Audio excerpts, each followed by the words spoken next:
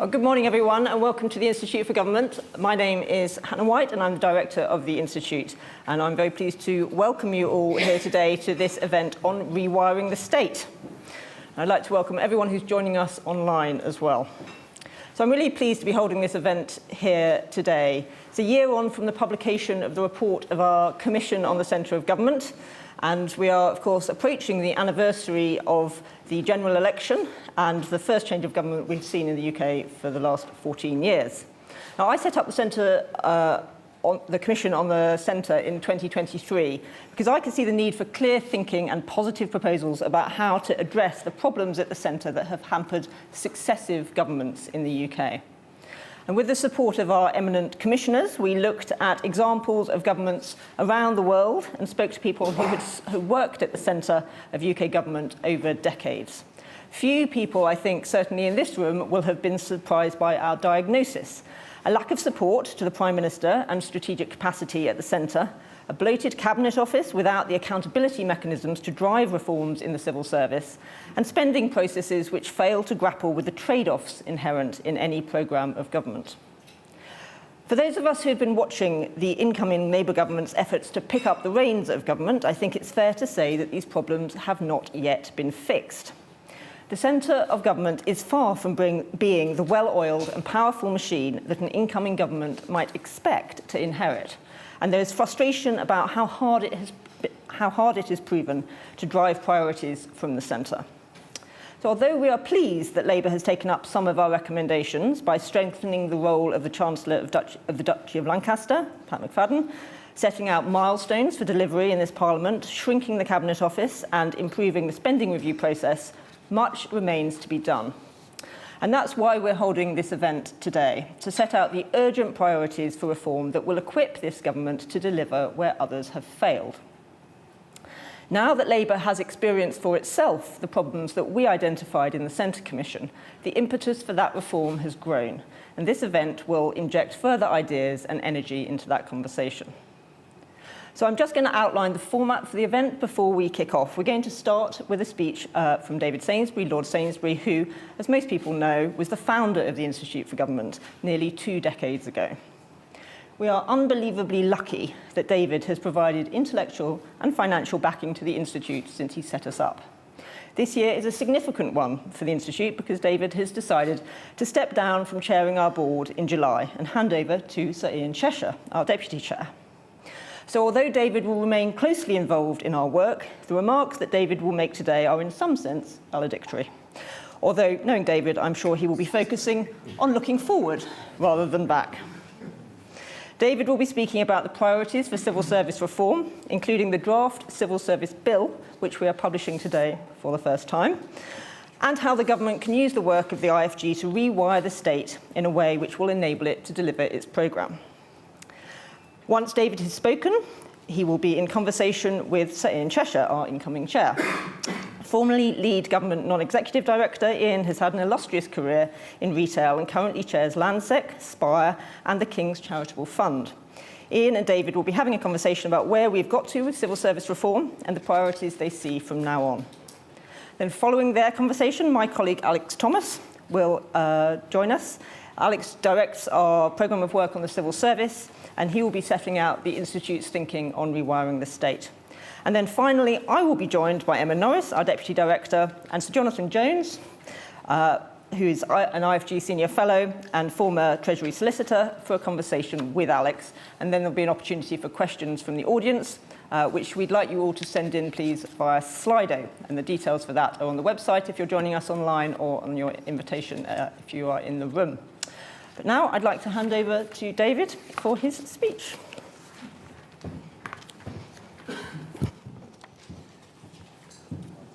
Anna, thank you very much for those kind words. If anyone is under any mistake that this is a valedictory speech, can I assure you it isn't at all. It's instructions about what I want the Institute to achieve over the next few years when I'm not here. I want to start the discussion this morning about the reform of the civil service by saying something about my own experience as a minister, because it was while I was a minister that I first became aware of why the overall performance of the civil service is in some ways very dysfunctional. It was not, I hasten to add, say right at the start, because of the performance of civil servants was poor. The civil servants I had working with me in the DTI were quite as enthusiastic and hardworking as the people I had working with me in the family business. But as I gradually came to realize, we were all being asked to work in a very dysfunctional system. There were two reasons which became clear fairly early on why it was dysfunctional. Firstly, the remuneration and promotion system seemed to have been designed to encourage people to constantly change jobs, with the results that the civil servants quite often knew very little about the policy area that they were supposed to be briefing me about. And as I stayed happily in the same job for 8 years, by the end of the time as minister, I often found myself briefing the civil servants about policy matters. The second thing that I found odd was that no one seemed to have the job of managing the civil service. When I started, I assumed this was the job of the Cabinet Secretary as head of the civil service, but this gradually became clear was not the case. For example, on one occasion while I was in government, 2 reports were produced simultaneously about how the government could use government purchasing to encourage product innovation. Nothing odd that 2 were done at the same time, but that was kind of part of the flow of government. Both of them said much of the same thing, and the recommendations were all agreed by government. As I was the Minister for Science and Innovation, I thought 6 months later that I would find out how implementation was working. I found out, not to my great surprise, that nothing was happening at all. Outraged by this, I managed to get a meeting at Downing Street of people way above my pay grade. As I remember, the Cabinet Secretary, Gus O'Donnell, was there, as was the head of the Prime Minister's policy unit, and John Kingman, then head of the Treasury Enterprise and Growth team. At the meeting, we all agreed that the 2 reports on government purchasing were not being implemented. The Cabinet Secretary then explained that he didn't have the power to tell permanent secretaries what to do, and we all went home. I have to say I was amazed by the situation, as I did not realize at that time that the Cabinet Secretary had limited authority over the department. Later, I read, of course, what Lord Butler had said of his time as Cabinet Secretary between 1988 and 1999. I don't think I had any great sense of power, because the permanent secretaries have their own responsibilities to the Secretaries of State. It's not for the Cabinet Secretary to boss them about, as you're really leading a team rather than having any great power. It was as a result of some of these experiences in government that I set up the Institute for Government in 2009 to improve the machinery and working of government. Then in 2012, when I'd left government, an incident occurred that was even more extraordinary and confirmed my view that reform was needed. A group of non-executive directors of government departments decided that the financial information they were getting was very poor, and therefore that one of their numbers, an IT specialist, should design a new financial system that they would then seek to get implemented. Lord Brown, who was then the lead government non-executive director, and I heard about this project at the same time, and both of us had the same reaction. A one-man attempt to redesign the government's financial system was not going to be effective. And in any case, was it not the job of the Treasury to design and improve the government's financial system? We therefore went to the Treasury and asked them what they were going to do. To our amazement, they said that the government's financial system was not their responsibility. It was up to each department to produce their own accounting system. It also turned out that no accounts were produced each period for the whole of government. All that happened was each month, government departments extracted cash flow information from their accounts and inserted them into a treasury system called OSCAR. which was then sent to the Treasury. And if the cash flow figures were in line with Treasury projection, that was the end of the matter. I have to say, as a finance director for 17 years, having to produce every month a set of accounts for the board which explained every variance from budget over 5%, I was amazed and appalled. And I managed, with the help of Francis Maud, to get George Osborne, then the Chancellor, to set up a review and myself to be appointed an advisor. As a result, we managed to get two modest reforms to take place. Firstly, that the Treasury official who was in charge of public expenditure should actually be an accountant. And secondly, that the Treasury accepted responsibility for the government's accounting system. However, shortly before resigning in 2019, the Chancellor of the Exchequer, Philip Hammond, was persuaded to reverse these two reforms, and we were back to square one. The end of this sad story is that I attended a breakfast meeting at the Treasury with some businessmen a few weeks ago to advise on the mechanics of the spending review. Two things emerged at this meeting. Firstly, that a considerable amount of time is wasted at the start of each spending review trying to agree the past spending figures which government departments have, which the Treasury have.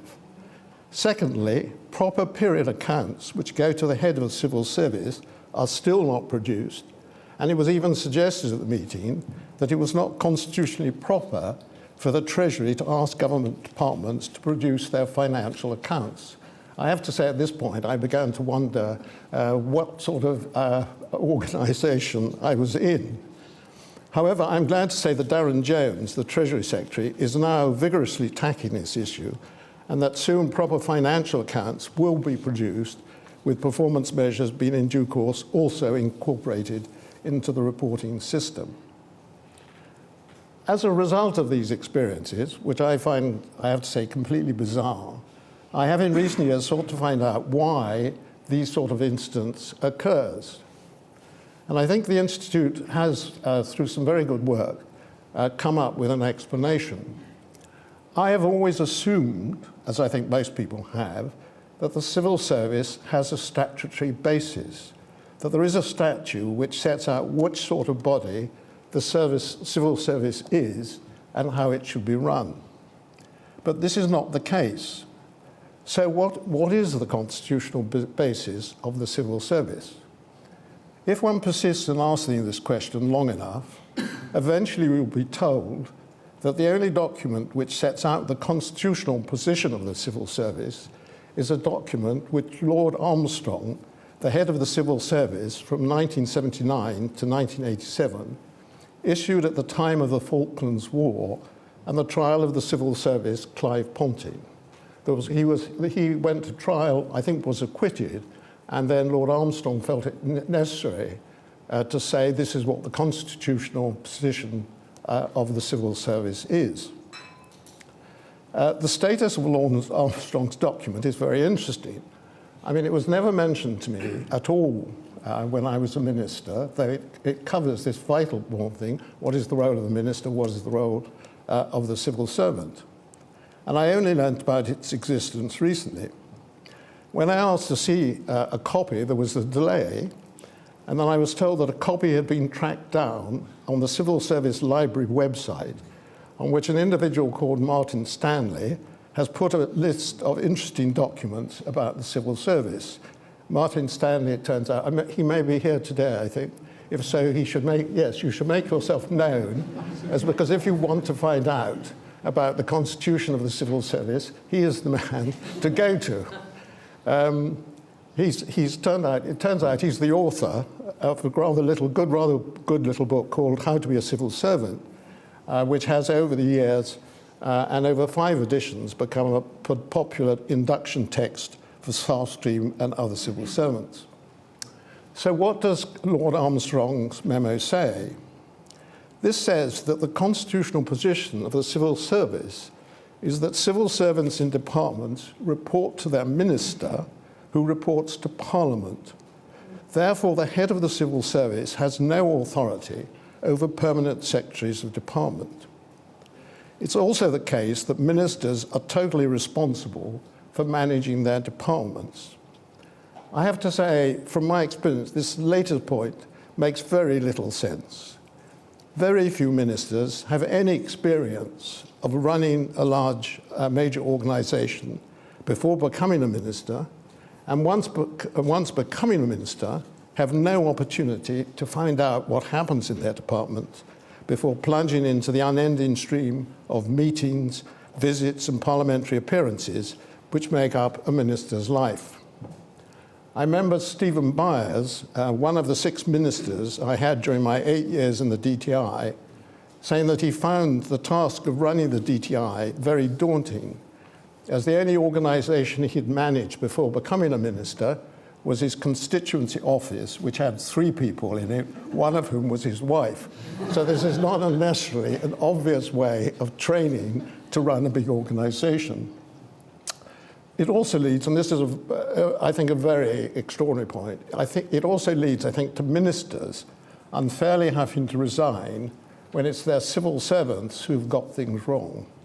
For example, Amber Rudd resigned as Home Secretary in 2018 in the wake of the Windrush scandal after misleading Parliament over whether her department had targets for the removal of migrants. In fact, she had been given the wrong information by officials, suggesting that Home Office did not have such operational targets when it did. As a result of becoming aware of this extraordinary constitutional position of the civil service, the Institute for Government set up an extremely distinguished commission to review the constitutional position of the civil service, and this reported in March 2024. Of its 7 recommendations, 4 are of direct relevance to how the civil service is managed. First, the Prime Minister should appoint a new senior First Secretary of State with responsibility for delivering the government's priorities and ministerial responsibility for the civil service. 2, the Cabinet Office and Number 10 should be restructured into a Department of the Prime Minister and Cabinet and a separate Department of the Civil Service.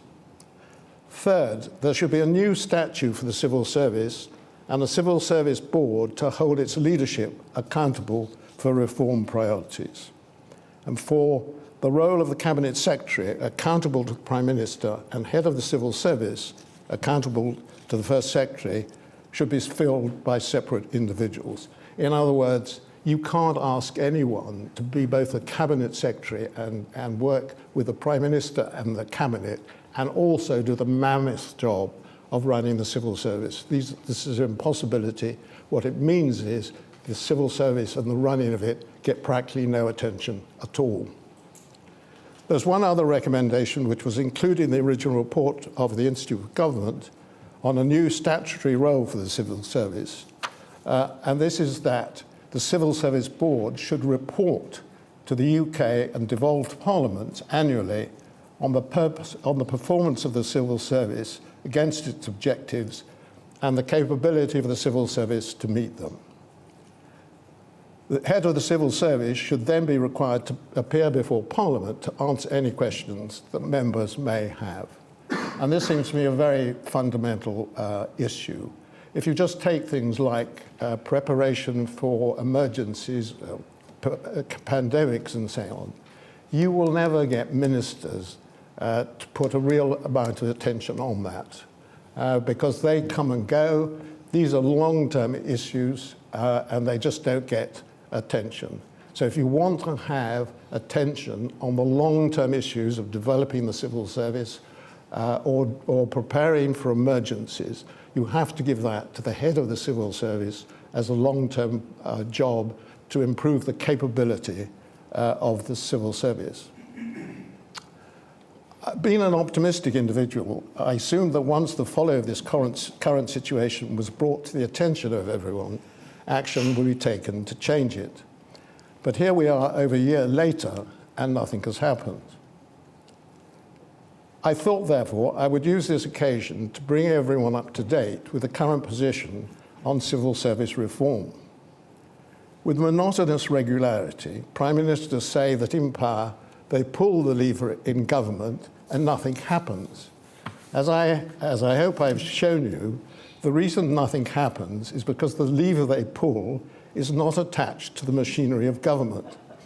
The Prime Minister, therefore, now has a simple choice.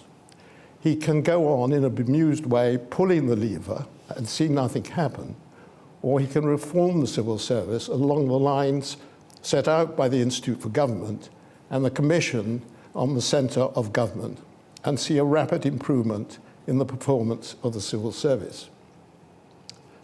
The Prime Minister may feel that he has, with some justification, that he has enough problems at the moment without tackling the huge problem of reforming the civil service.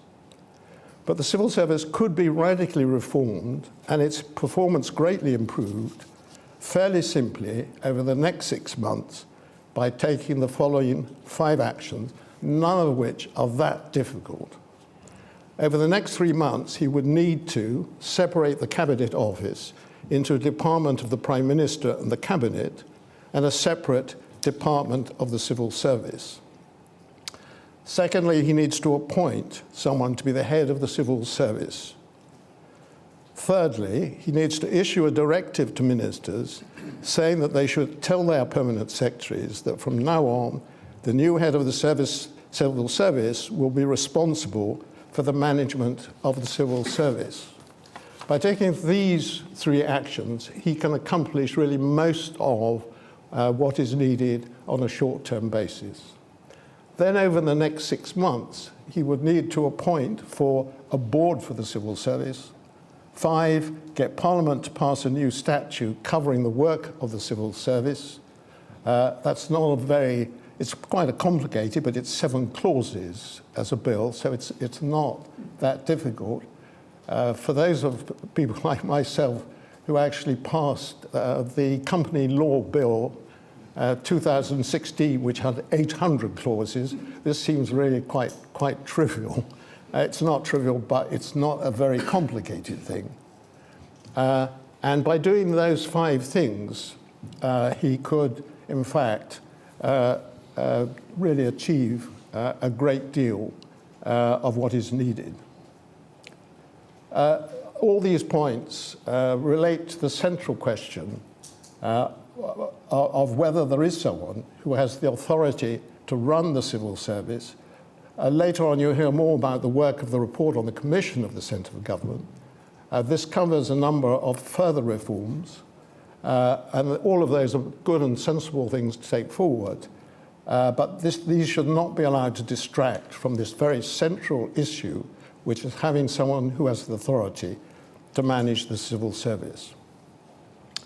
Finally, can I say that if the Prime Minister makes these reforms, I think he would be amazed by how much more effective he could make the government, as well as to the extent in which he would enhance the productivity, and this is the point I really want to make, how much he could enhance the productivity and enthusiasm of the many civil servants whom I believe want to help the government meet the enormous challenges we face as a country.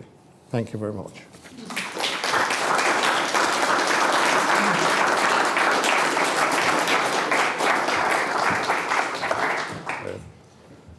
David, thank you for that, and welcome to all those also online. I think there's a large audience tracking in, and we'll put questions to the panel later. So for this session, just a few points I'd like to follow up with David, and congratulations on the speech. And I know this is a topic close to your heart. I suppose following on from your very clear recommendations for action there, and the fact that this is something that the Institute and others have pursued, the sort of obvious question is, well, why hasn't something changed? I mean, what's the reason for your optimism that action would occur and it hasn't? What is the underlying reason, you think, why things haven't changed? Well, I think the main reason it doesn't take place is that there are very few people in the civil service who've worked in any organisation other than the civil service. Okay. And that means that they have no standard to which to compare things. I remember when I was a minister, we were waiting for a meeting, and the head of finance in the DTI was there. He wasn't a financial person. He was a scientist, and in those days you didn't have to be accountant or anything to be a head of finance in the DTI. And sort of to make conversation, I said, how good do you think the finance, your financial controls are in the department? And he said, oh, I think they're brilliant. They're really, really very good. And then as I asked the question, I realized this was a completely absurd question because he didn't know. He didn't know any other financial system. He didn't know what a good financial system was.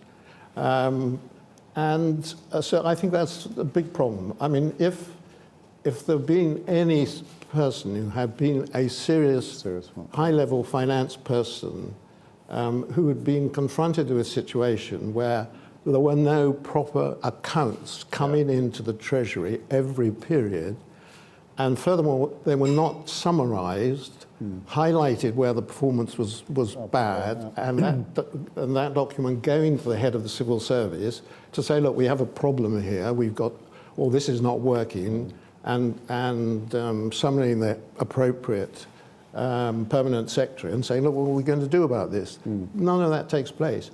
Any serious finance person in industry who saw that would just say that this is pathetic. This is pathetic.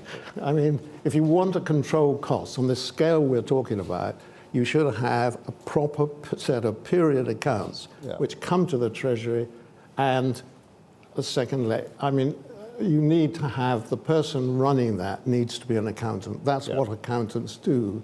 They have a financial systems to control costs, and that's what they do, and they're very good at it. And just having someone who happens to have got a good degree at a good university is not enough.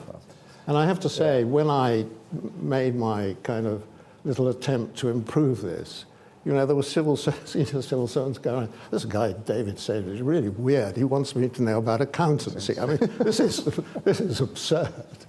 So that's one reason. The other reason is that as a whole, the civil service has a very low regard for technical expertise or indeed knowledge of particular policy areas.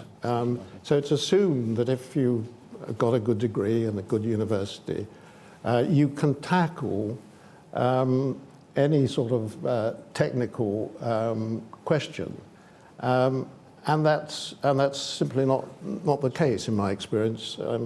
If you're dealing with, it's actually much more fundamental than this issue, because you will find that there are areas where you really do need real serious expertise. For example, the electricity grid, which has been outsourced, I mean, in a sort of extraordinary way, you do need to have really high-level engineers who can actually monitor that and say what needs to be done. And if you don't have those people, your performance will just be very bad.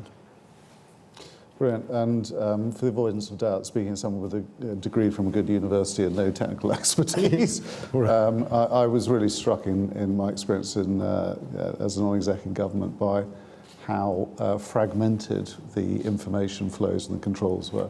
And we tried to do a lot of work through DWP and the Cabinet Office, but I never quite understood why it wasn't taken seriously as a topic. It seems like quite a big topic. Yes. And you've laid out, 5 things to change. I mean, are there sort of obvious opportunities? I mean, particularly, for example, say taking the idea of a statute for the civil service, which we've developed.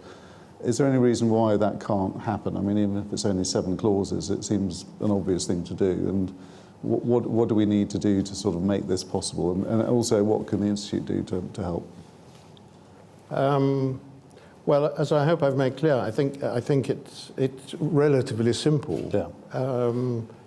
But of course, you've got to change attitudes with that. But the first thing is just to get it clearly who is responsible for what, which is a very basic thing. And guess my frustration is that I don't think it's very difficult. But it is absolutely fundamental, these things, to the performance of the civil service. Yeah. I mean, your point about, the way you get people to meet targets is because you monitor them against that target constantly. And if they're missing it, then their manager sees them and says, why are you missing your target? And that's how you improve it. Yeah. I mean, I should say on this, I'm not talking about a very sophisticated accounting system. I mean, at Sainsbury's, which was a much simpler organisation, it was much tougher reporting. I mean, every account, we had something called responsibility accounting. Every account had an individual's name against it. And when the period came out, they would come out in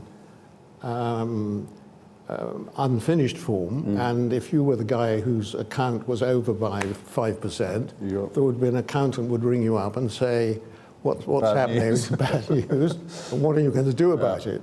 So that's how you get performance high. And another point just to make, which I think is if you just have all the performance measures, but they're not related to the company accounts, you'll find that they just sort of gradually run down. And one lot of people push them, there's enthusiasm for them, and then look at it 5 years later and it put them into the financial accounts, and they'll stick. Well, I think certainly one of the takeaways from that meeting with Darren Jones that we both attended was the idea of having common accounts sounds fairly obvious. The point that we tried to make was that there then needs to be, you only have accounts in order to have performance management. So the thing was, I found much harder in the government world was the business sort of performance management is fairly straightforward. As you say, 5% and you're in trouble. The government piece seemed to be incredibly diffuse, and the thing which showed it, I think, was in the Oscar stuff we saw. There was something like 250 different KPIs for sort of one subset, and you think, well, this is not possible to manage it. And it seems to me to go to the heart of it is there isn't actually a setup which says there is a performance management process, which there is in business, and there isn't the accountability, because everyone I ever talked to said, well, it's all about reporting to basically to Parliament. And this fundamental shift, I think the idea that the whole constitutional basis for the civil service is based on a memo from 1975, which no one's seen, I didn't see it, ever, is simply extraordinary. I mean, you would never run anything that way. No, I mean, I think the fact that it was never mentioned. Never mentioned. and in any case, it's never clear to me whether this is, perhaps the people who can say, whether this was based on... Answer in the room, I think. Yes, well, was based on a very careful consideration of a constitutional position. Or this is just what Lord Armstrong thought when he was drafting the memo. But in any case, it should be something that every minister has, and the civil servants know that that is the basis on which the civil service is run. And turning to the civil service, I mean, your experience of them over your time as a minister, I mean, I don't think is a mission against the civil service. We're trying to help empower them. What would you say to the civil service about this sort of possible reform? Well, I think it actually makes their life. You want to be a bit careful of saying, well, it actually makes life better, because if you're badly performing, it clearly doesn't. But I think as a whole, most people, this is one of the sort of fundamental things I think, want to do a job every day which does basically makes use of their talents and actually they feel has some social value. If you don't have those two things in your job, it's really very unrewarding. So I think actually having this kind of structure actually is life enhancing for the civil servants. And I have to say, from my own experience of working with civil servants, as a whole, they were also keen that what they did was achieving something and was useful. So I think the point I made at the end, which is this wouldn't only help the government, but it would be actually make the job of civil servants more rewarding. Is not sort of wild idealism. It's just actually how the world works. Now, and I certainly, from personal experience, the civil service teams I work with were, the thing that would help them most is clarity and what does good look like, and therefore, and I think the difficulty maybe for those that aren't involved with this is this isn't obviously a vote-winning topic that you can go out and pound the doorsteps on. So, is there a political angle to this that you think makes sense, would appeal and help get traction? Well, I think there probably is, because I think one of the political things at the moment is that people feel that government isn't doing a very good job in their lives.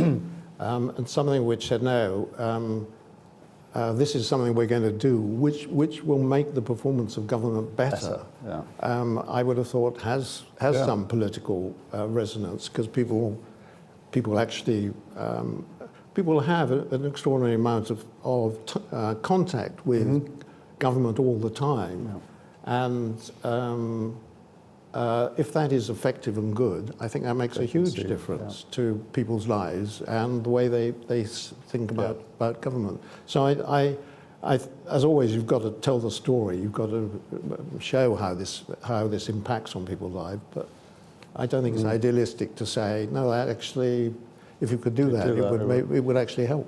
I think that's just a really important point, because this sort of sense of this sounds a bit technocratic, and we're just trying to make government somehow more efficient. And I think actually validating good, effective government as a democratic importance is a really big issue. And I think the confidence to make that statement is really vital. Just two other questions maybe before we hand over to the panel. You mentioned the Cabinet Office central government challenge, which we've spent a lot of time talking about. I don't want to take all of Alex's points here, but in terms of how practically easy or difficult that is to make that change, because I was always, when I sort of tried to float that idea occasionally from the central government, got fairly firmly put back in my box as that's far too difficult. We haven't got Gus, I think, here today, but he was one of the many people who told me that. Well, this is dividing up. Dividing. Well, I put that in. When I put that in and said you could do it in 3 months, I thought this is an absurdly long time. I mean, what are you actually asking to do? I mean, I thought sort of week. Really. I mean, all you're doing is you get all the people there, and you say, which part of this do you think you work for? And then you say, if you think you work for the Cabinet Office, stand at that side of the room, and you stand on the other side. See the room now. And if you have any doubt, come and see me, and I'll tell you. I'll tell you which side. You can get too complicated about these things. I mean, that's joking, but it's not that difficult. It really isn't. Yeah. I suppose the other challenge in this is some of the human dimensions, and we've worked with various cabinet secretaries over the years, and some have liked the idea of separating it into 2 people, and we've had various versions of this. One of my observations has been that the development role for the head of the civil service is quite an important thing, and in a corporate world you would spend a lot of time developing somebody who'd be the COO or the CEO. And it doesn't seem to be rated that highly. I mean, I know we've got some permsecs in the room and online, but one of the challenges I would have is, how do you develop the right person who then can step into these roles? Because we can design them on paper, but if we haven't got the right person, it really doesn't work. And any views on how we might develop leaders in the civil service differently? No, I mean, but the first thing is to be clear what you want them to do. And then I think it's not that difficult to think how you do this, but you've got to make it a serious thing. I mean, one of the things that where I think things are not as good as they used to be in the past is you do now have permanent secretaries who become permanent secretaries and have never worked in that department. Now, and then quite rapidly they're moved on to another department. I think in the older days, people actually stayed. Well, first of all, they would start in department, then they might go to another department, and then they'd come back as permanent secretary. So they really did know a lot about the department. I think if you looked at the current permanent secretaries, that would not be the case. And so again, I think this is another area where, I mean, you would need to do some thinking about how you did it, but actually having it as a real subject on the agenda and giving the people the experience, perhaps in a different department, but then come back to the one, again, would be enhancing for their role and their job. Yeah. No, I think it seems to be one of the challenges, I think, is the primacy of policy over delivery. And we maybe don't have the right career paths to do that, plus the difficulty of getting, frankly, a salary increase if you don't move, which is a topic we've talked about before. No, the salary point is an absurdity, because you have people moving all the time, and this isn't some whim of the people. It's because you have a salary system which says you get an enhancement when you change grades. And then there is also a thing which is a sort of bit of culture, which I think is not very helpful, which is that a breadth of experience is a very good thing. So if you've moved over the first 5 years through 3 different jobs, this is thought to give you breadth of experience. And that's judged very highly, as opposed to, did you actually do a good job in the last job, which I think is much, much more important. And the result of that is you have people moving constantly and not knowing much about the job. I mean, one of the most interesting sessions, I think, at the Institute was when John Kingman, who had been very high Treasury official, came and talked, and he had been asked on one occasion by Gus O'Donnell to look at the salary structure in the Treasury, which was entirely based on how many people you managed. And he suggested that there should be a separate salary stream for people who were real experts. So for people who really, you need energy economics is extremely complicated. So you would have someone who actually knew about it, or knew about financial markets. And they would be paid on a separate salary stream, not related to the number of people you managed. And as he describes it at a meeting here, this was so culturally dissonant with the way the Treasury worked that it got nowhere, which to most of us would seem perfectly sensible. And it, I mean, I don't know if you found this, but I mean, I had always assumed that the Treasury was full of accountants and economists and tax experts. And it's not. It's full of bright young graduates who are very enthusiastic and so on, but don't know anything particularly about these issues. And I think that is a real hindrance to performance. I think it was, again, one of the maybe unwelcome surprises I found in DWP was finding out that we were responsible for nuclear safety, which was generally terrifying. And then trying to meet the person who was responsible for said nuclear safety and realising they'd only done it for 2 years and didn't really know anything about nuclear safety.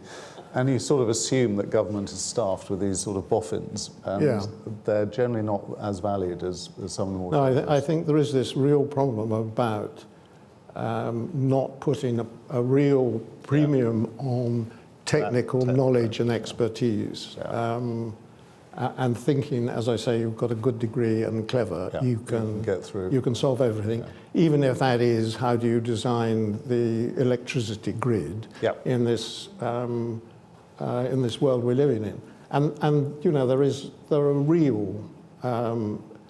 You know, I mean, you saw that outage which has just occurred in Spain and Italy.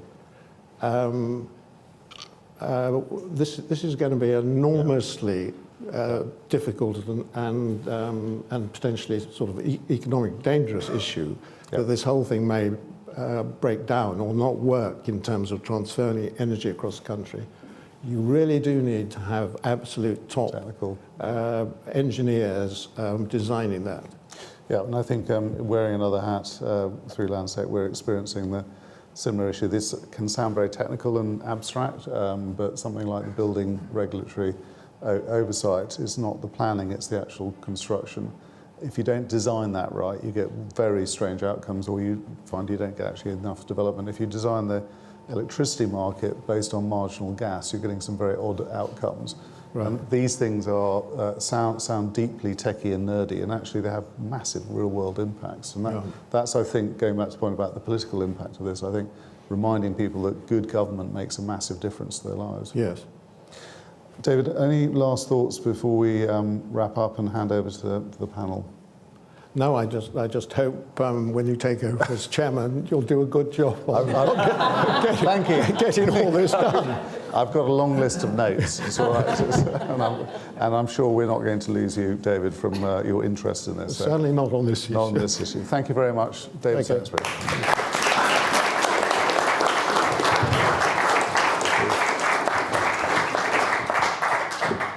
The panel will come, but first you're going to have to endure a bit of time with me. Thank you, Ian, and thank you, David, for the speech and discussion, and also for everything else that you have done to create and sustain the IFG. So we really appreciate that. In this part of the morning, I want to flesh out some of the problems that David referred to by reference to IFG work, and then to say a bit more about our views on some solutions. And I'll particularly set out the rationale behind the new statute for the civil service that we've proposed, with a draft bill published today with a nice, sunny, optimistic picture of Whitehall and Westminster on the front to reflect David's continuing optimism. But first, I was going to show talk a little bit more about the context, particularly on the relationship, as David and Ian already touched on, between ministers and civil servants, why we think this is so important right now. The Prime Minister, in the same press release that announced the appointment of Sir Chris Wormold as the new Cabinet Secretary, said that he wanted, quote, nothing less than the complete rewiring of the British state to deliver bold and ambitious long-term reform.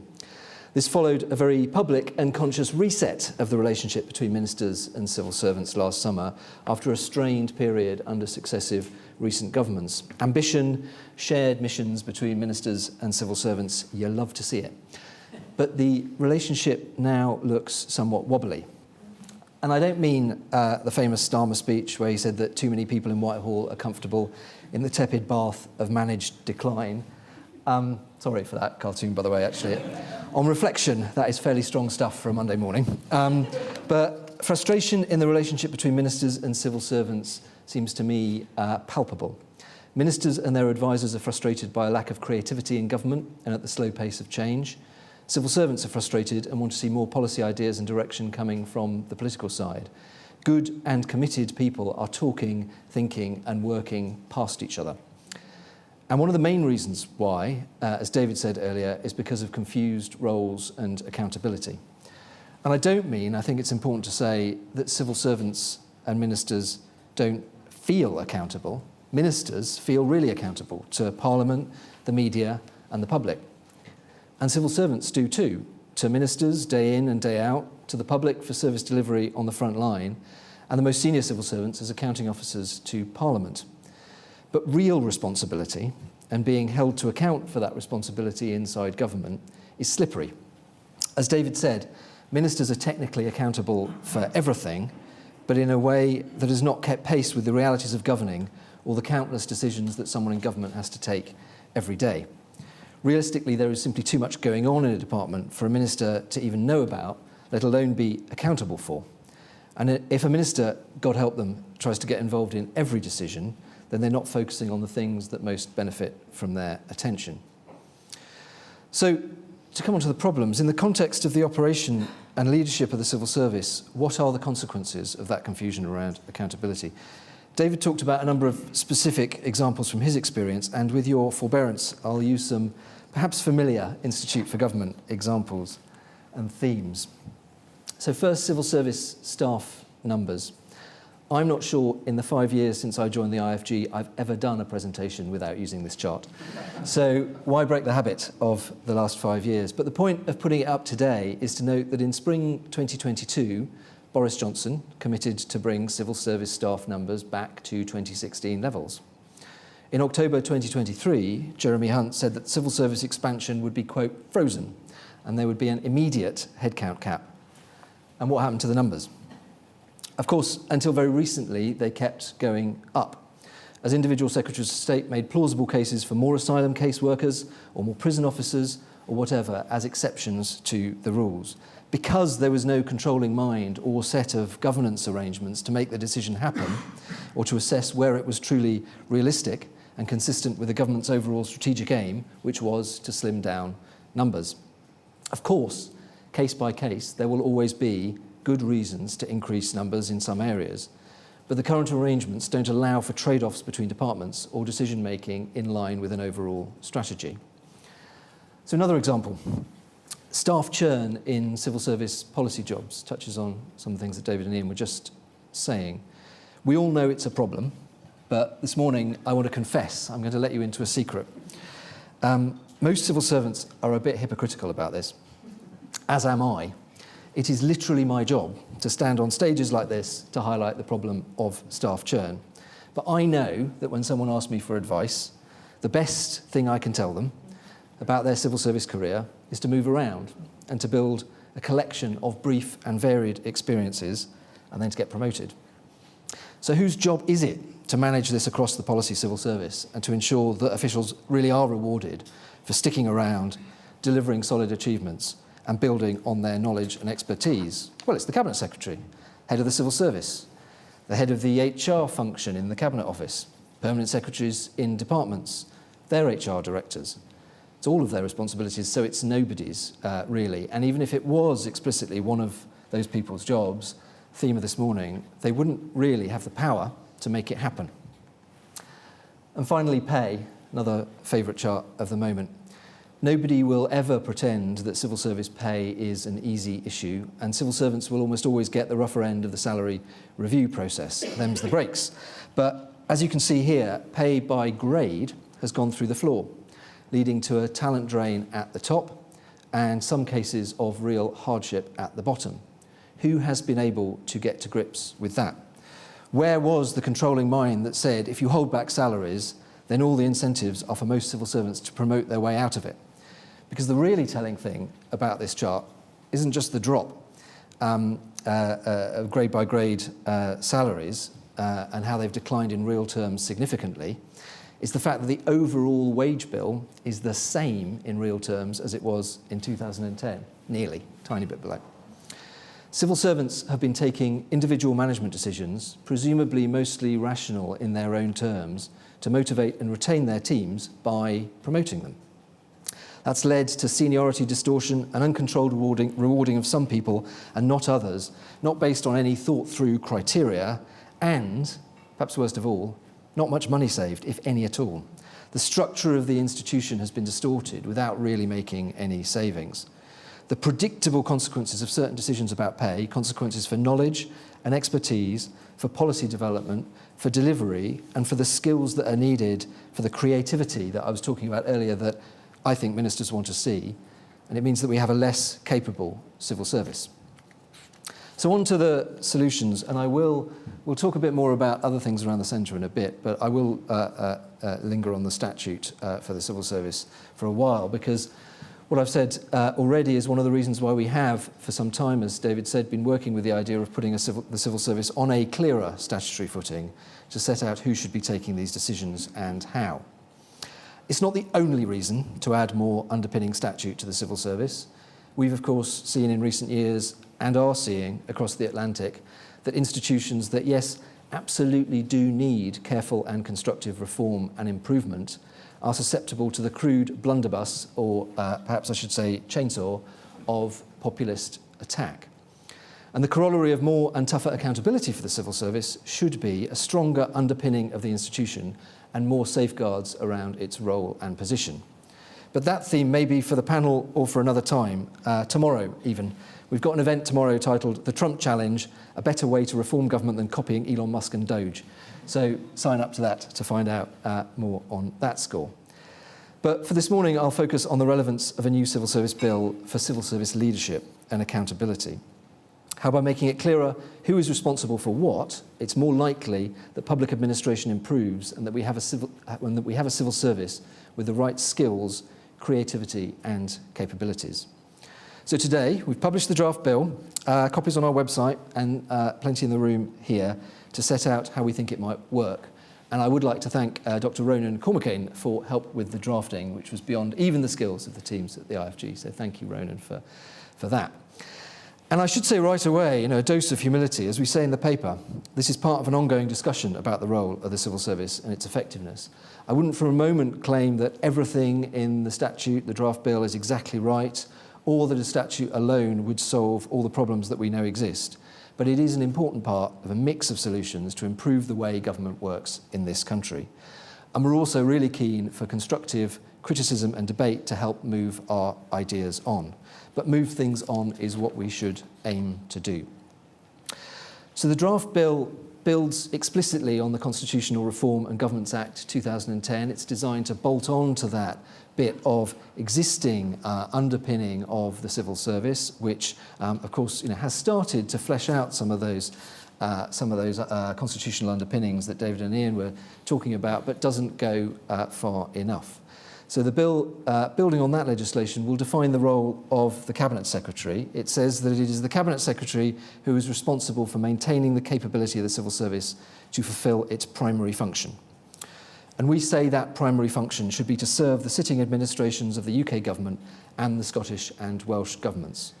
And the bill also, to one of David's points, allows for the Cabinet Secretary to delegate functions to a separate head of the civil service to run the civil service. It creates a new, meaningful and external civil service board, which sits outside the civil service management structures and holds the Cabinet Secretary to account for maintaining the capability of the civil service to fulfil its core function. And the board, which would be a powerful one, defines what it means for the civil service to serve the government of the day. It does that by setting out an oversight framework covering what should be the core responsibilities of the civil service. Standards of policy advice, though not the content of the advice itself, which would be for ministers, finance, digital, project management capability, and the recruitment and retention of the right people to do the work of government. To give it teeth, the board would be able to appoint and dismiss the Cabinet Secretary and conduct their appraisal. The board holds the Cabinet Secretary to account for the leadership, governance, and management of the civil service. It also reports annually to Parliament on how well the civil service is performing. We produce an annual report called Whitehall Monitor about the health of the civil service, and perhaps one of the criteria for success would be if we were no longer required to do that, and it was happening already. But because this board is a powerful body, and because political oversight of the state is, of course, essential, the board would be chaired by the Prime Minister or their representative, and as we'll set out, accountability to political leadership is meaningfully preserved. It's really important, I think, to say that this is not ruled by bureaucrats. It's ruled by ministers, with administrators allowed to, and then to be held accountable for administering. So we think our model would achieve a number of things. First, it would create a sphere of responsibility for the civil service. The civil service would be explicitly responsible for maintaining its own capability. It would have to do that in order to serve the government of the day, but the quality of capability would be the responsibility of the civil service. And if it wasn't being done, the Cabinet Secretary and head of the civil service would feel the consequences. Second, it gives the Cabinet Secretary the authority to drive progress across departments. Some of the themes that David and Ian were talking about. The board would hold the Cabinet Secretary to account, and the Cabinet Secretary would hold permanent secretaries to account, and the head of the civil service, for maintaining capability in their departments and for achieving cross-government objectives. And we also make it explicit that it is the Cabinet Secretary who discharges their responsibility through his or her management of permanent secretaries. The Cabinet Secretary can, as and when it comes to it, tell permanent secretaries what to do. And third, it brings into the open and so helps resolve the tension between ministerial ambition and civil service capacity and capability.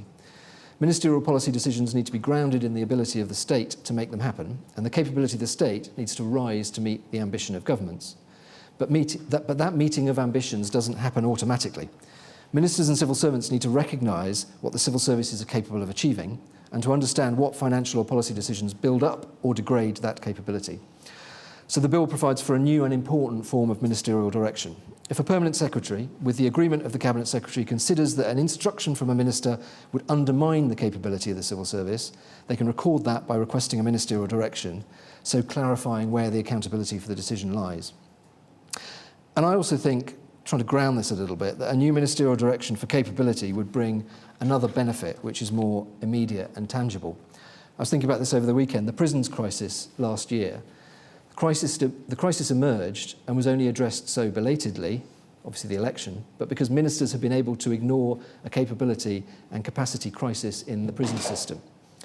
Under the model we present here, the permanent secretary would have to formally and critically, publicly raise the alarm about capability more rapidly.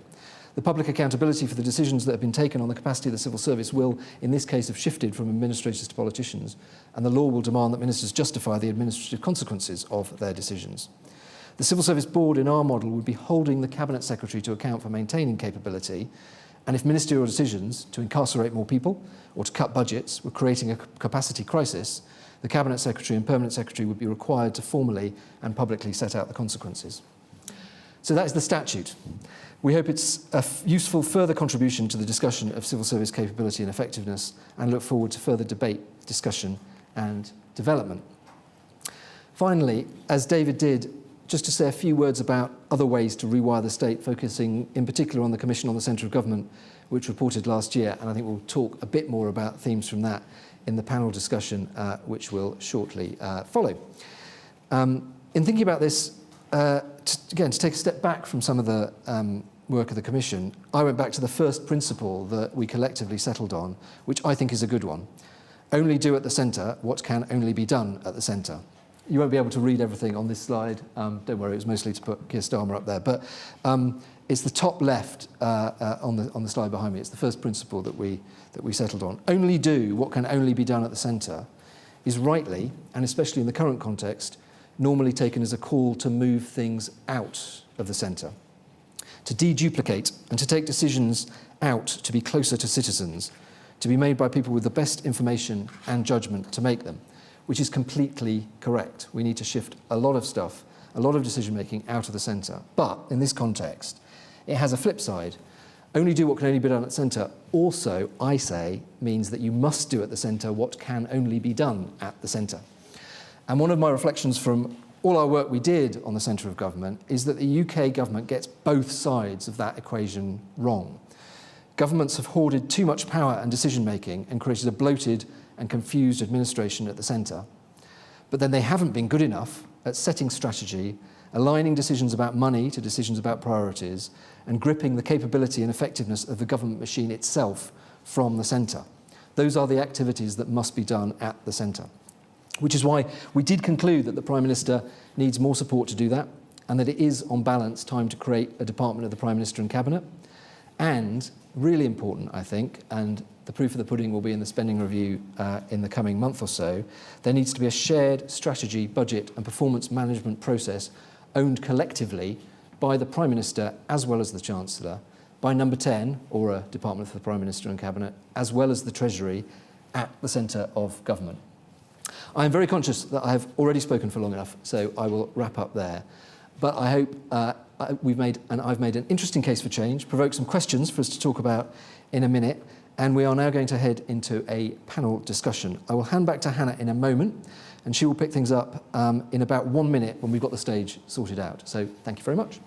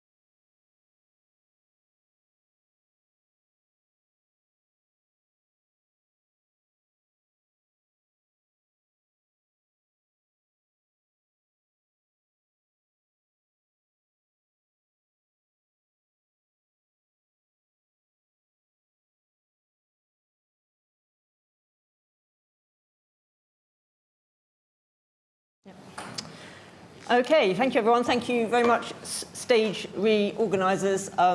Thank you, Alex, Ian and David for getting us this far. Now we're going to pick up some of the themes and ideas that have been raised so far and start to bring in questions. And thank you everyone who's been sending in their questions via Slido. We have had a flood, so I will do my best to pick out some of those and weave them into our discussion. Emma, I'm going to kick off with you. I guess the sense I really got when we were conducting our Centre Commission and talking to people, successive generations of people had worked at the centre of government, is that every government comes into power thinking they are going to be able to operate the centre better, differently and better than their predecessors. So just give us your analysis. Has anyone really succeeded in doing that? And what do you think are the priorities now for Labour to pick up from our Centre Commission? Sure, thanks, Hannah. I mean, I think it's really important to be clear that there have, of course, been times when the centre has successfully made change happen, has delivered really important change. Louise Casey was in the audience earlier, a great example of where the centre has kind of led the way on innovating with form, and that has led to genuine changes in people's lives. We know that aspects of the way that Blair organised the centre of government, particularly in the early noughties, were quite effective. The Star Chamber method for bringing different departments together, trying to align strategy and budget decisions that were used by Thatcher, Major and Blair variously, were quite effective. Aspects of the Quad as well with the coalition government. But I think what we've seen, even with those kind of bright spots, is that most governments have struggled to really embed permanent change in the way that the centre works. And there have been some common challenges that we've seen across almost every government that's been in power. Alex talked about the fact that the centre is over-centralised, it tries to do too much. And we've seen that almost right up to the present day. I think we've all heard about the example of Sunak's number 10 trying to oversee where chess tables were sent locally. There was, when we count the number of functions that sit in the centre and around the Prime Minister, around 1950, the number of functions sat at 12. 50 years later, they sat at 47, probably even higher now. So we know that there's this accumulation of functions around the Prime Minister, but not the right things. And in fact, one of the things we've seen the centre less capable and less able to focus on is strategy and setting direction for the centre, for government. And that's one of the things that it and only it can do. Now, on that, I think there has been some quite positive change under this government. We've seen the plan for change. They've tried to set some kind of high-level outcomes that should guide the missions. We know Darren Jones talked in this room about some of the changes that he's planning to make to the spending review process. But we also know that a huge amount of energy in government, and the centre in particular, goes to maintaining the status quo, having to deal with crisis management, focusing on business as usual. And actually, if you look at the kind of capability that sits right in the centre of government, there's a surprising lack of focus on strategy. You've seen delivery units and policy units almost as a permanent part of the centre over decades, but actually proper kind of strategic thinking that makes sure that government is focused on balancing the need to be reactive with really trying to drive the change they want to see. That kind of capability is still weak to this day. We still don't have a strategy unit or anything like it in number 10. And then I think one of the other areas that we've consistently seen the centre really struggle to kind of get a grip on is people. We've talked a lot about technical capability so far today, but I think on top of that, trying to ensure that the centre is sufficiently open, that it has strong enough relationships with civil society, with industry, that there is a sufficient amount of interchange between government and the outside, and particularly the centre and the outside, is especially important now when that risk of disconnection and insularity at a time that people want to see government understanding them and their lives and driving change is really important.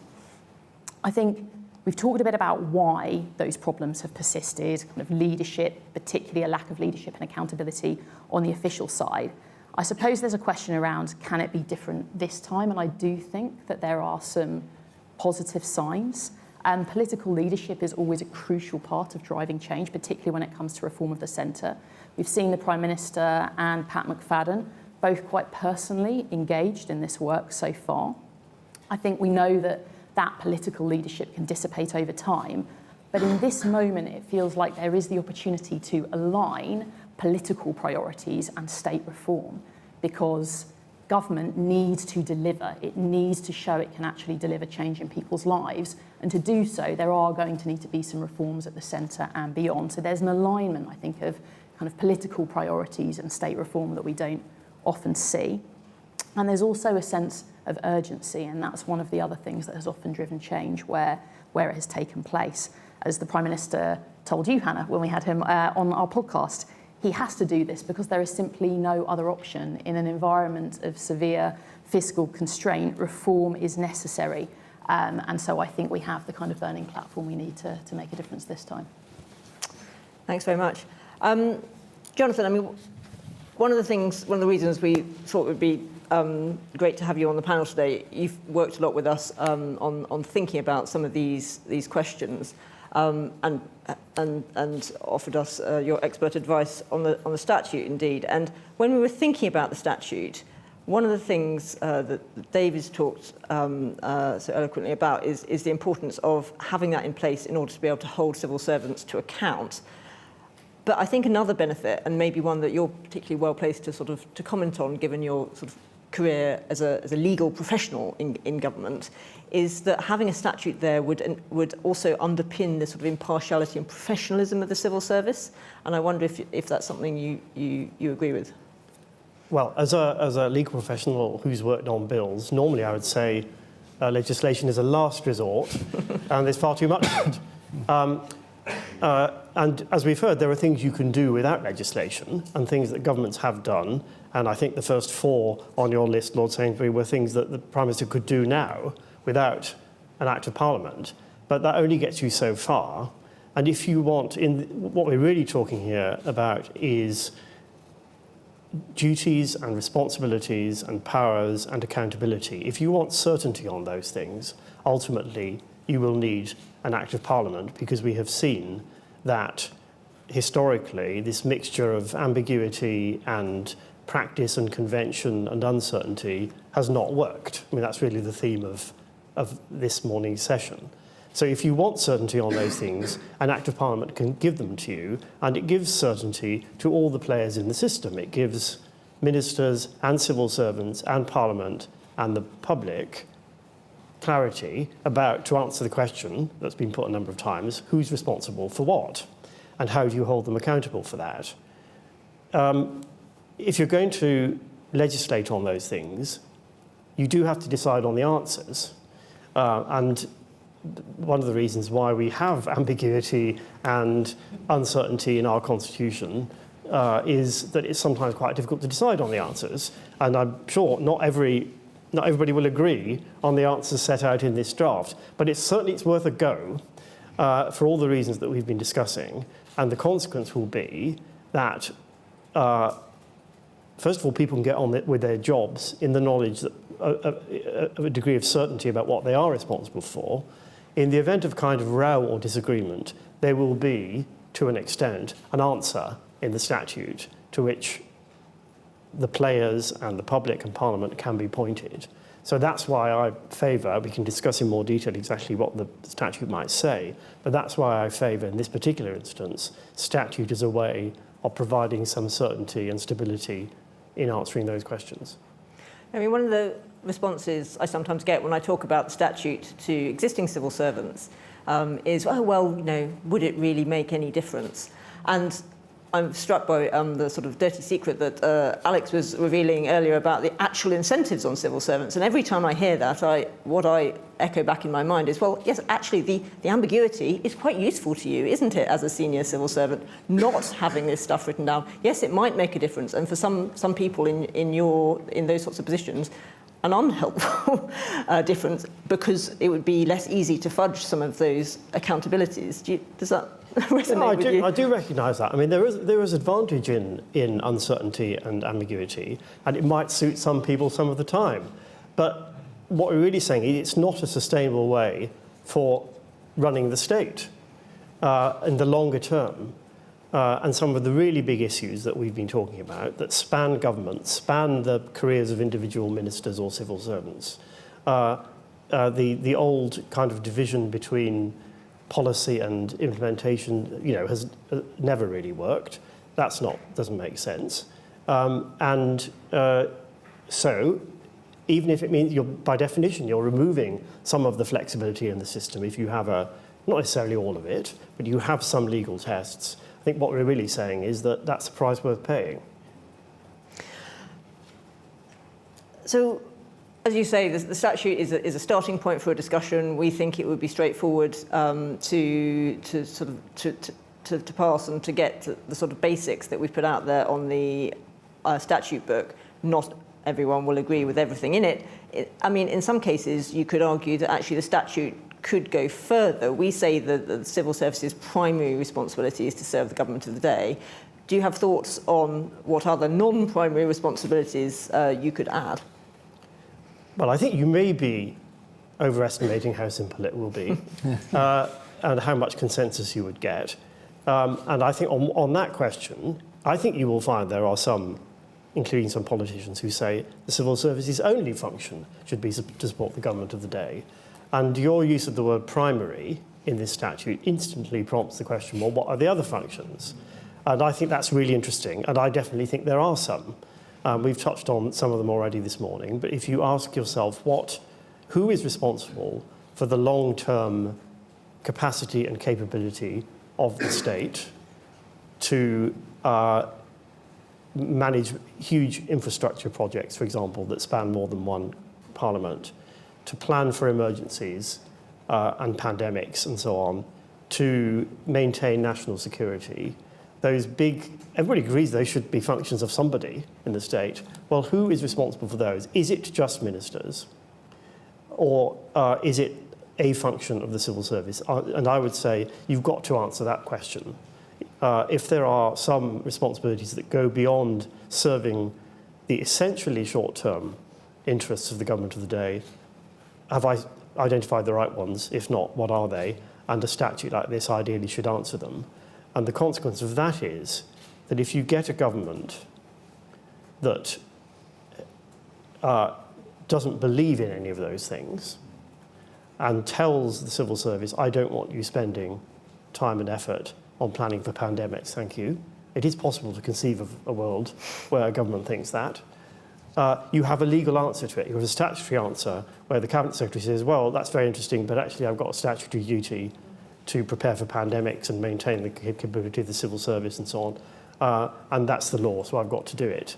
Now, any government with a majority can change the law, but that at least provokes another debate, and you have to get consensus for a change. So, again, that's about the law providing an answer to a question which, at the moment, there isn't a clear answer to. Can I just to amplify and build on that a little bit? I think I completely agree with Jonathan's point about the primary responsibility begs the questions. I mean, and we didn't want to go too far down certain questions here because they're subject for broader debate. Does the civil service have a responsibility to maintain the constitutional position, or constitutional advice to ministers? Can the Cabinet Secretary be in a position under law where they could say, no, Prime Minister, you can't do that constitutionally? I think there's a set of really important questions that Jonathan highlights there. But I wanted to pick up on one thing that we do say in here. There's a really... we don't say the primary responsibility is to serve the government of the day.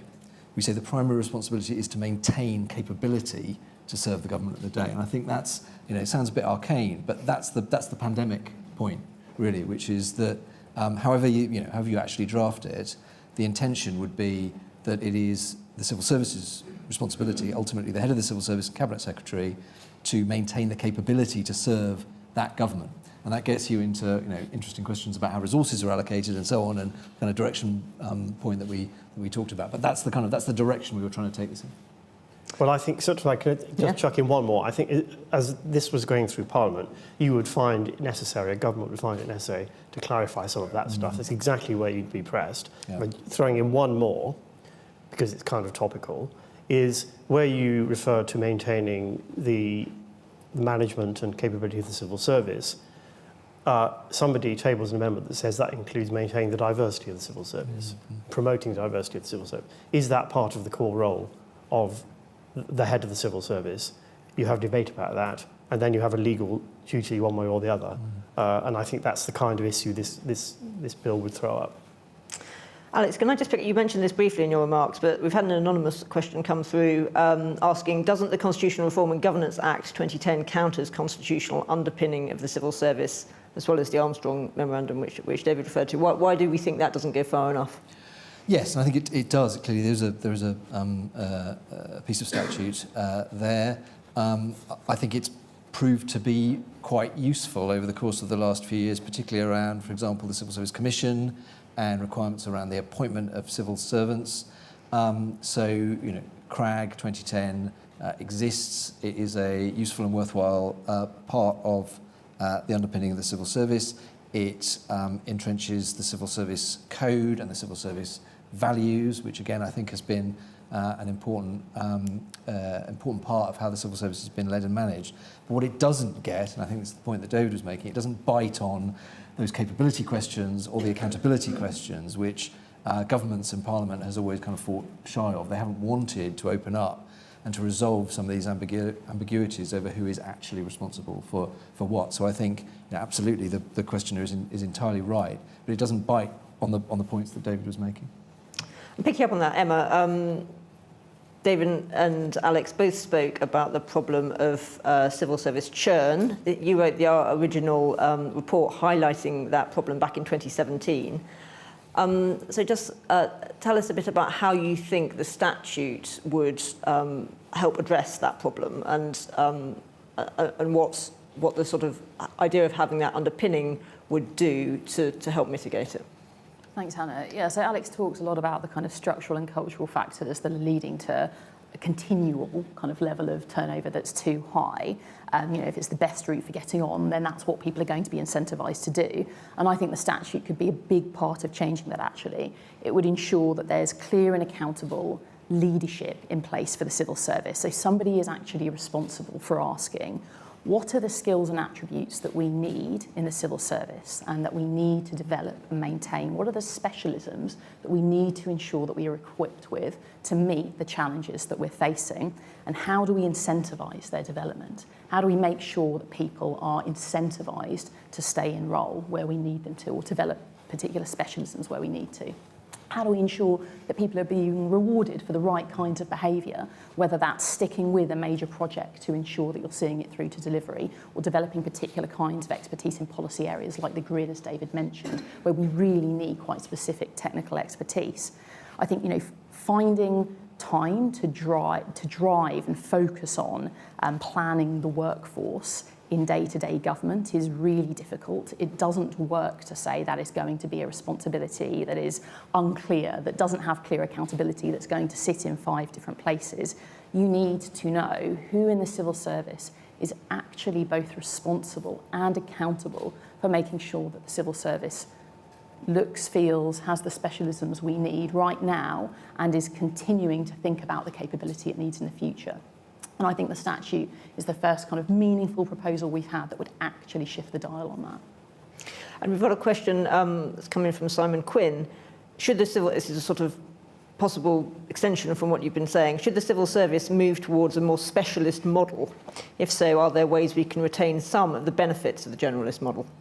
Yeah, I think we know that, as David, Alex and others have outlined, there are some places that we just do need to develop greater policy specialism, and that might well mean either bringing in outsiders and looking at whether we have the kind of right offer to bring them in, or making sure that we're kind of creating the conditions in Whitehall itself to develop that expertise. I think that, there are questions about rewards. There are also questions about how we kind of create the conditions where people can join Whitehall at a mid or senior career level around particular specialisms. But I think that doesn't mean we have to lose in other places the benefits of the generalist model. We clearly want some level of movement and generalism, but I wonder whether there's an opportunity to build on the kind of emerging family model in Whitehall, where you, in addition to having a kind of set of technical expertise and specialism, say, there are broad family areas in the government machine, whether that's, say, security or young people, that means that rather than people moving all over the place, they move between a limited number of departments that enable them to explore particular policy issues from a variety of different perspectives and levers that maintains some aspects of generalism, but but allows us to develop a greater degree of expertise and enables us to tackle policy problems from an understanding of the kind of different levers that are available rather than looking just from the lens of one department. So I think you need both, essentially. We're making the case for a greater degree of specialism and expertise because at the moment we know the system isn't always delivering that. But I think there's also opportunities to expand the way we think about generalism to ensure we're approaching policy challenges from a range of perspectives. Thanks. Now, I have a question here about the size of the civil service, which is coming in from Baroness de Souza, but I can see she's in the audience, so she may wish to ask it herself. Whether I can change my You can, question. okay. I think that question is now redundant. You can get you a mic so that the audience online can hear you. Redundant in the sense that the issue clearly is structural and not numbers. And the question I'd really like to ask is, what kind of problems does the panel foresee in the relationships between the Cabinet Secretary, the head of the Civil Service, the board, with ministers and with permanent secretaries? I mean, the bill clearly proposes significant shifts in power. For example, that the board would be able to recruit relevant expertise and put it into the civil service. That would surely affect the career structure of the civil service, and I wonder what the panel would say about that. Alex, do you want to jump in? Kick off with that one. It is, I think it's a really good question, and obviously behoves thinking through. And I think there's one of the things I think about, to sort of step back from it and then come to your question, is in all of this work, as Jonathan said, we're often making explicit things that are implicit. And so there are compromises or ambiguities that have, as we said earlier, sort of suited quite a lot of people in the system, which is one reason why they've sustained. And so in exposing them, I think we've got to a stage where there is, value and importance in having those exposed. But it does crystallise, to your point about sort of relationships and how it would work. For example, when a Prime Minister or ministers are saying to the civil service, no, you're not going to, the budget does not exist for that. I think this comes to the crunch when you talk about money. And the tension that I can see emerging, but I think it is better that it is explicit rather than implicit, is a permanent secretary, head of the civil service, saying, in order to maintain the capability, as I'm required to under statute, I'm going to need this amount of money, and the Treasury saying, sorry, it's not there. And I think that's why we've tried to build into this the resolution mechanism of a ministerial direction, which is that ultimately, if there's a political decision not to allocate a certain amount of money to a particular objective, pandemic preparedness, say, then the civil service can surface that and request the direction in the same way they would on other issues. On your point about the kind of organisation of the civil service, I think yes, it would to some extent, possibly not career trajectories, but the existence of the board, that is the point. I was very struck from inside the civil service is that there is a civil service board or kind of variants that exist at the moment, perfectly kind of worthy and useful conversations, but they're internal. They're effectively a management mechanism for reaching agreement or coming to a kind of collective responsibility, a collective agreement about how the civil service is organised, promotion structures, pay structures, and so on. What it isn't is an accountability mechanism. So I would hope that under this model, yes, a powerful board would be holding principally the Cabinet Secretary, but through the Cabinet Secretary would flow out to the rest of the civil service, accountable for this sort of maintenance of the capability. So I wouldn't want to see, I don't think you would expect to see or want to see the board getting deeply involved in the precise, HR structures or whatever of the civil service. It would be saying to the Cabinet Secretary, tell us how you're maintaining the capability. Do we think that's right? Do we agree with you? And if not, then take measures to address that. Jonathan, can I ask for your view on that, but build in a question that's come in from John Glenn? It's something of a cry of pain from a recent former minister, who says there is wide variability of the quality of civil servants and a major problem in instituting performance management that bites. In his view, everyone can hide or be moved rather than be held to account for delivery. So do you feel that the statute would help in some way with that? I think it would help. All organisations, in my experience, struggle with performance management, how to deal with underperforming people. I've now worked in a few, not just in the civil service. So let's not assume there's a magic answer to this that somebody else has found and that we can just transplant into this hugely complex organisation that is the civil service. But to take Alex's point, the advantage of some of what's being proposed here is that it makes, my earlier point, it makes clearer what is currently unclear, which is who's responsible for that, who's responsible for designing the system of performance management and, if necessary, career management. So, first of all, you haven't answered that question, which is currently in that category of obscure or ambiguous things. Secondly, it can help make, as Alex says, explicit what is currently implicit. So not all these things are wrong all the time. A lot of good things happen. And to take Baroness de Sousa's question, a lot of time people don't disagree. People do get on, and disagreements are resolved. But what you have here are mechanisms for what happens, A, when that doesn't work. So you have ultimately a legal answer for the question, what do we do when there is a disagreement which can't be resolved but by consensus? And there is a degree also of transparency. How do you make transparent the answer in circumstances where currently the answer may be very obscure and not transparent? And I think collectively we're saying it's worth doing that. So there's potential pain in some of all of this, as there is in any change.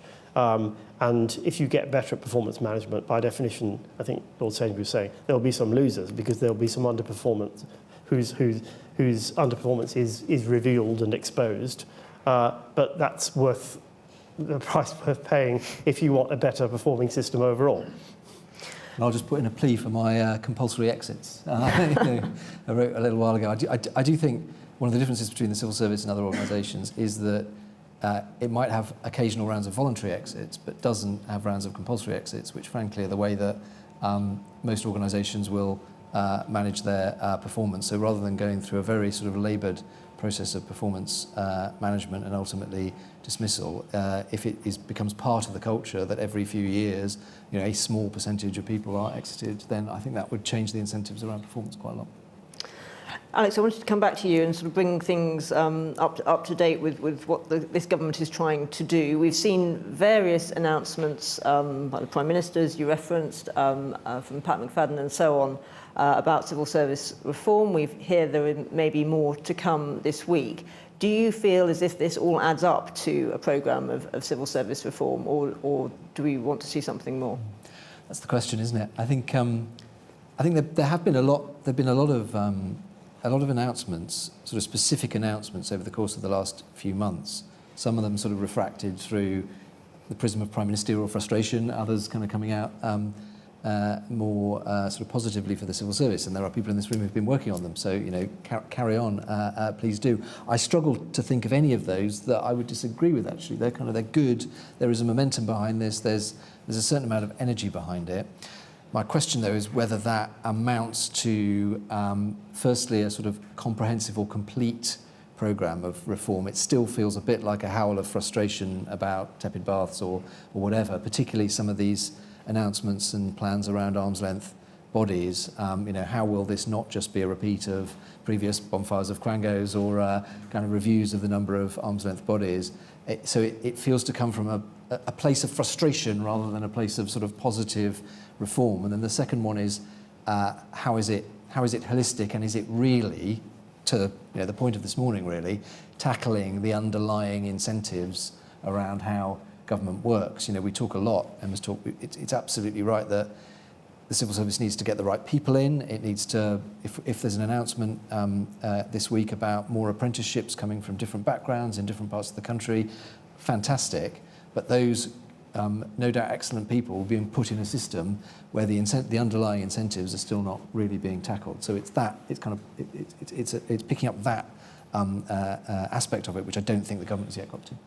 I think there's also, because I think there are some really positive and interesting things happening around civil service reform from Cabinet Office at the moment. If we look at some of the work that Nick, Kimber and others are leading on test and learn, looking at multidisciplinary teams, trying to break down policy and delivery silos, focusing on just getting on with things and testing what works and learning, I think that's all exactly the kind of things that we want to see. as is naturally the case, that's quite limited at the moment and quite small scale. So I think one of the questions is also, what's the process for learning from that and trying to roll it out more broadly? What does scaling some of the really interesting innovations that are happening at the centre at the moment, or at least being kind of led by the centre at the moment, what's the plan there? Because I think we've started to see some kind of green shoots, but it's not clear what the next step on that looks like yet. Emma, I've got another question for you. This one's from Tom Flood from the Charities Aid Foundation, who's asking... Oh, would you like to ask it yourself, Tom? No? Yeah, go on. I didn't see you hiding there. Hi, thank you. I confess the one on Slido was improved by AI, so I might not achieve as a succinct question. It was just that we've rightly heard a lot about the internal wiring of government and effective government today. Might be really interested in hearing your thoughts on the external wiring, how government can, in becoming more effective, more effectively engage with the businesses and civil society and the people who support those charities that make up civil society in delivering alongside government, for example, on the missions. Thank you. So I think it's interesting. I think, over the last probably decade or so, certainly under the last government, that focus on the kind of strength of relationships with civil society in particular, but in some places with industry too. In some places those relationships degraded. I think there are a couple of things to kind of focus on. One is the level of interchange between government and other sectors. So both ensuring that people are being encouraged to spend time walking in each other's shoes, whether that's making sure that people who are working in civil society or industry are encouraged and we're creating the conditions for them to spend time in government, but also vice versa, making sure that people who are spending the majority of their career in government are genuinely incentivised to spend time outside. And again, I think we can see some positive moves at the moment with some of the common programmes we can see running, but there's clearly more to do there to make sure that we have a system of interchange and people moving in and out of different sectors that would both improve relationships but also improve kind of knowledge and understanding. I think at a strategic level, if we kind of take missions, there is a question about whether the architecture is quite right there at the moment. Because of course, Thomas, you know better than I do, really kind of engaging in a meaningful way isn't just about supporting delivery, but inviting people into the room to talk about policy development and strategy. And I think there are real questions over whether the kind of missions architecture is doing a sufficient amount in that space at the moment, and whether it can kind of open the door more than it is right now. And I think then kind of getting into, I guess, more detail, it feels like there is a really big opportunity to pick a kind of small set of policy priorities and learn from the past. We know that some of the best examples of serious partnership between government and industry or government and civil society, we need to look at something like rough sleeping or the Olympics. There are lots of really positive examples where government has worked in a really meaningful hand-in-glove way with other sectors. And so really making sure that we're building in that learning, trying to make the most of bringing together people from different backgrounds, seeing them as one team with one objective, and really kind of creating the conditions that we've seen created before to make progress on goals as kind of one team rather than trying to separate government, civil society and industry and put them in different places. Thanks, Emma. And you talked there about learning from the past, and one of the things we also try to do as much as possible at the IFG is learn from other countries and how other countries do things and where they do them better. Alex, we have a question from Paul Wallace, who simply asks, are the civil services of other comparable countries better organised? Given that we did look at quite a lot of other examples in the course of our Centre Commission, are there any examples you would highlight as the things we ought to be, good practice we ought to be taking from elsewhere? Yeah, so there definitely isn't a lift and shift model. You know, all countries are different, have different histories, different cultures, different, different set of arrangements, clearly different constitutions. So I'm always a bit wary of the so and so does it much better. Everyone sort of instinctively gravitates towards Singapore in these kind of discussions, and there is a lot to learn from Singapore about the way that public administration is valued, not just salary, but salary is part of it, but also as a kind of profession, the way that careers are organised more kind of actively with more of a controlling mind. But equally, Singapore is a city-state in a very different political context. So there is, there's the I'll be kind, the political space to do some of these things slightly differently. I think we talked in the Centre Commission about models around Prime Minister, Finance Minister relationships in Canada. You know, Canada's got its own challenges at the moment, but the alignment between Prime Ministers and Finance Ministers not always easy politically, but some of the administration around that useful. Spending reviews, sort of bespoke spending reviews in the Netherlands is a really interesting kind of example about, again, how you align strategy and budgets around particular kind of chronic, wicked issues. So there's lots of kind of, I think it's important to be kind of magpie-like in these things and pick up the things that seem to work and work out then how to apply them in a British context rather than saying, oh, you know, somebody, you know, the government over there looks great, because you also find when you speak to people in other countries, it's all the same problems. They're as frustrated by their governments sometimes as we are with ours, and so it's easy to look and say, oh, New Zealand, that looks shiny and great, isn't everything wonderful over there? Talk to someone in Wellington and no, it isn't in the same way. I'm going to shamelessly abuse the question, though, to make another point that I was going to make, which is one of the debates that, because it does sort of tangentially relate to the other government's point, and particularly a sort of, you know, the risk of a, you know, do some of these arrangements give too much power to the centre? The risk of a kind of, you know, a Trump-like figure coming in and using some of the authority that we're trying to give to the centre in this model for, you know, dangerous or otherwise kind of illegitimate means. And some of the, you know, very, very senior former civil servants who aren't Gus O'Donnell, I should protect Gus's name, but maybe some of his predecessors have made that case to me. Actually, you're drawing power into the centre, and that is dangerous. Actually, the Constitution provides for certain distribution of power here, and it's a feature, not a bug, that some of these things are ambiguous and distributed. And I think the place we've come to is that imperfect government is not a constitutional safeguard, or ineffective government is not a constitutional safeguard. And I do think we're seeing some of this around with some of the, you know, the debates around the effectiveness of the state, people's frustration with delivery and implementation, rise of reform and populism. I think we need to kind of tilt our way of thinking a bit in the UK, as in other countries, to try and relate it back to the question, to say that actually part of the answer to some of the political challenges that governments of all colours are going to face over the coming years is getting government humming and working as effectively as possible. We have another questioner who's in the room. Tony Travers is just here, asked a question. Thanks. Great morning.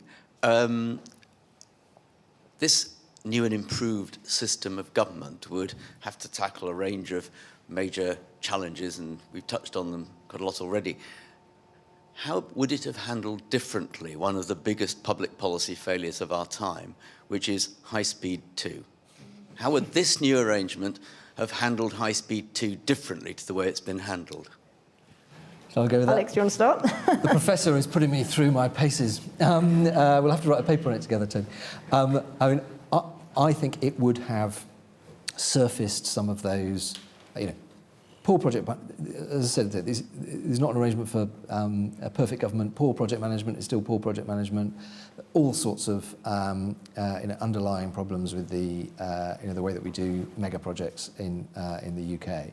I do think it would have surfaced some of those trade-offs more quickly and more effectively. And I think if you'd been able to say to, if the civil service had, and you know, universal credit would be another example.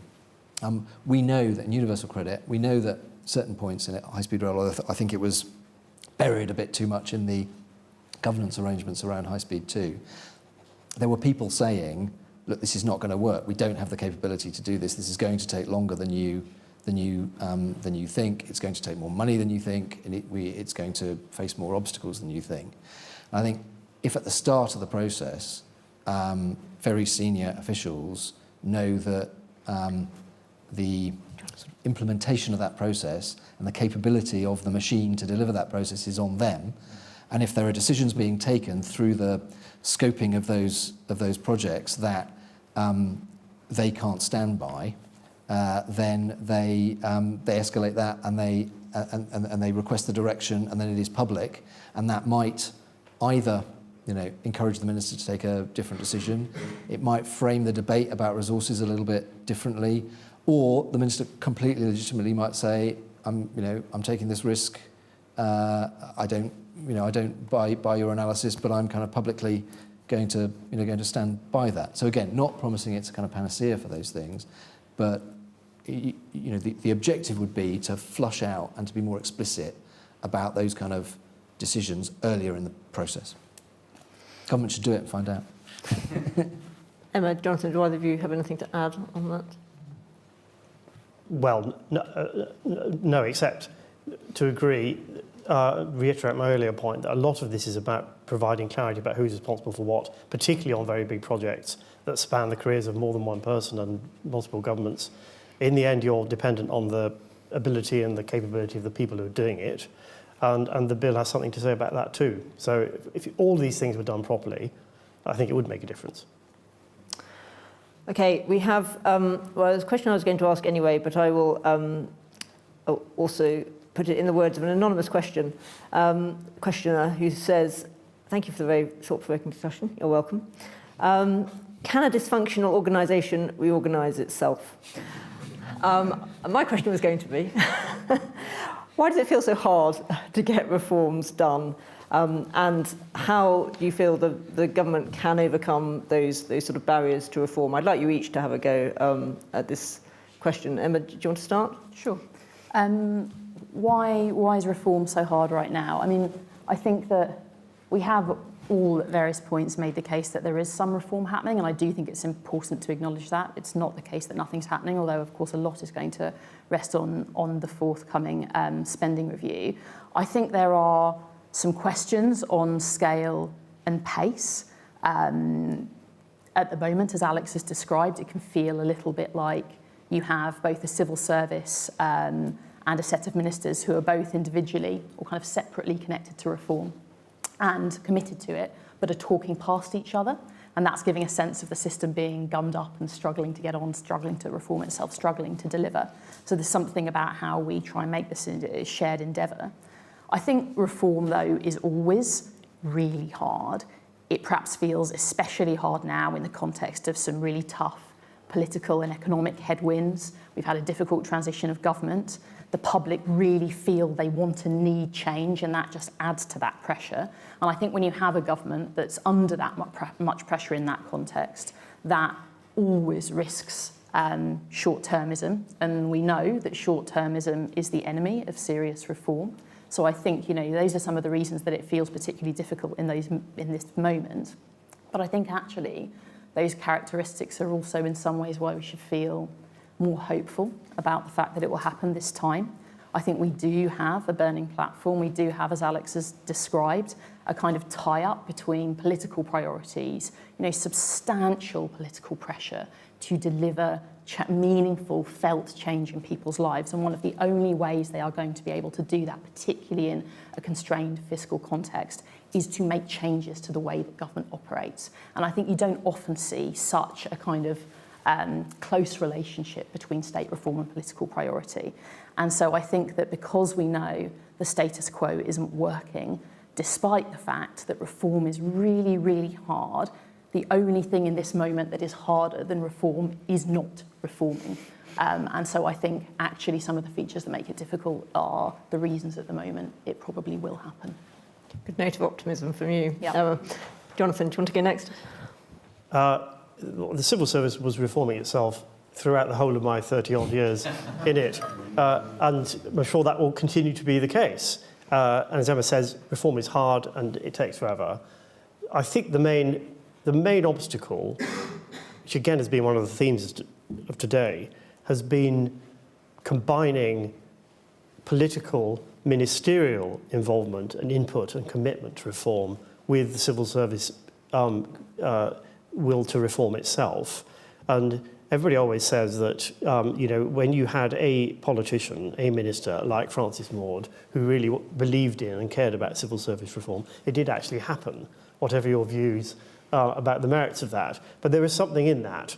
And the advantage of this debate is that it confronts that. It says what you really need is for politicians, ministers, to believe in reform and to believe that there's something in it for them to go back to a conversation we were having earlier. Is this not just really boring, backroom, wonky stuff? Answer, no. It's about how government performs. It's about the well-being of the state, of the nation. And those are things that actually people really do care about it. So if we can find a way of packaging this in such a way that there is genuinely political interest in and input into this, and of course the civil service has to believe it, then there is scope for doing something. More optimism. Thank you, Jonathan. Alex. I'll continue the optimistic phrase, but I agree with Emma. Emma said about burning platform, and Jonathan on the minister's civil servants point. I think, again, as Jonathan said, the civil service has changed enormously for, good and bad over the last 20, 30, 50, 100 years. Changed in relation to technology, changed in relation to the sort of people who are civil servants, diversity, to some extent how it's organised, for all that the kind of core departmental model has remained. But I think what's at the root of quite a lot of these things, which is exactly the question that Anonymous asks, and we've talked about it, Francis Maud in his review talked about it, is that that external accountability. The way the model is supposed to work at the moment is the Prime Minister holds the civil service. The Prime Minister is the Minister for the civil service and holds the civil service accountable for its performance. No Prime Minister is ever actually going to do that in a way that kind of bites on the sorts of detailed attention that is needed to make these sorts of things happen. That's why you end up with the board, to Baroness D'Souza's sort of question, and how that might change some of the relationships around that, because it's not designed to be. I mean, it has a hard edge, but it's not designed to be a sort of terrifying thing. But it is an actual board that is actually holding the leadership of the civil service to account for doing these sorts of things. And you can come up with other models for how you might find that external pressure to do it. Some of those would be a political model where you have a minister like Francis Maud kind of relentlessly pursuing those sorts of questions. But if you want to try and embed it in the structure and create the right incentives, as we often talk about, some model like that where you need, yes, the dysfunctional organisation can reform itself, but it needs the pressure applied on it from outside to do so. Okay, well, I think that is a good point at which to draw this to a close, a good, strong message from all our panellists. I think it's fair to say that although our chairmanship of our board may be changing, the IFG is not going to stop pushing on these reforms, but not in a kind of, well, it's an ongoing question, we'll continue to talk about it. This is really urgent. I think you've heard that really come through strongly from our panel today, from Alex's presentation, and from David's speech and conversation with Ian. This is something where there's a moment now, there's actually an opportunity to do these things, and we really think it's a priority for the government to get on with it. I want to acknowledge lots and lots of questions come in. Thank you to everyone who took the time to send in those questions. Themes we haven't had time to get to, but that the IFG is continuing to think about and work on, the connection between what we're saying here and the work that we do on English devolution, the relationship between how the centre is structured and how that relates to devolving power and not just centralising power. That's something that we have a big programme of work on, and we'll continue to flesh out how our thinking here, as we say, it's the first starter for 10, and thank you to everyone for your feedback, and please join the conversation about the statute. We will continue to develop that. Thank you for those who sent in questions about Parliament's role. We heard David say, some of the assumptions about why things aren't done in government happen because people assume that Parliament is getting on with financial scrutiny. Anyone who really looks at what Parliament does on financial scrutiny knows that that's not really the case. So lots of these things for us to continue to work on. And we will be, as has been referenced a couple of times already, be looking closely at the outcome of the spending review from the point of view of its implications for public services, but also to look at how the spending review has happened this time, what the process has been, what improvements have been made. We know that Darren Jones has been thinking about that a lot in the Treasury, as has also been said, but we're really encouraged by the idea that he's taken from our work, that the government might adopt this idea of what we call Dutch-style spending review work in between spending reviews to look at thematic approaches. We're really interested to see how that goes forward. So Lots to watch, lots of work that will be coming forward from us. But now, can I just thank you, ask you all to join me in thanking everyone who's made this morning such an interesting morning. Thank you.